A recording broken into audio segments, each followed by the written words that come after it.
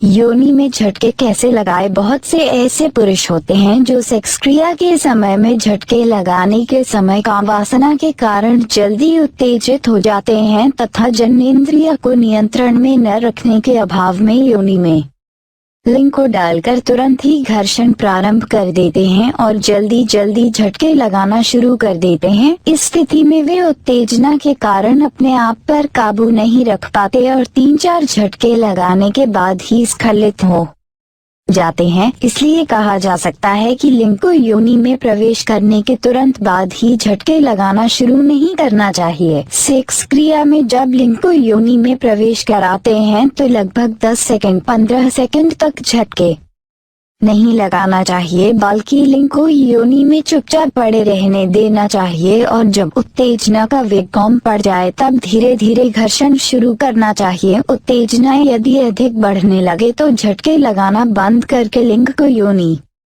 से बाहर निकाल लेना चाहिए। इसके बाद 5 सेकंड 10 सेकंड आराम करना चाहिए। आराम करने के बाद फिर से झटके लगा कर धीरे धीरे घर्षण शुरू कर देना चाहिए। इस प्रकार से सेक्स क्रिया करने से पुरुष को यह महसूस होगा कि इस बार उत्तेजना कुछ हद तक काबू में आ गई है। जैसे ही आपका स्खलन होने लगे वैसे ही लिंग को योनि से बाहर निकाल ले, इससे स्खलन रुक जाएगा। इस प्रकार से संभोग करते समय प्रत्येक बार आराम करने के बाद उत्तेजना पर नियंत्रण बढ़ता जाएगा और 4 से 5 बार इस प्रकार से संभोग करने से स्खलन के समय पर पूरी तरह से नियंत्रण हो जाएगा। जब उत्तेजना पर नियंत्रण हो जाए तो फिर झटके को गति को बढ़ाया जा सकता है और फिर एक स्थिति ऐसी भी आ सकती है जिसमें तेज धक्के लगाने पर भी स्खलन नहीं होगा। इस विधि से सेक्स क्रिया 15 मिनट से 1 घंटे तक की जा सकती है। घर्षण रोकने की क्रिया को अधिक से अधिक 3 से 4 बार ही रोकना चाहिए।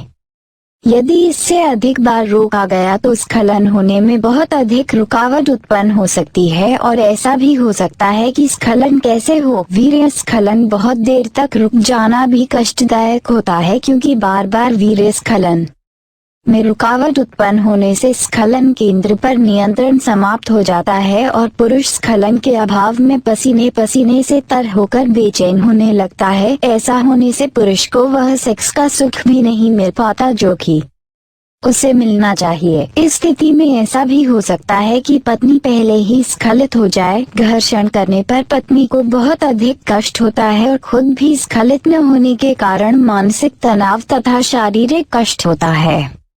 इसलिए इस विधि का प्रयोग सावधानी से करना चाहिए।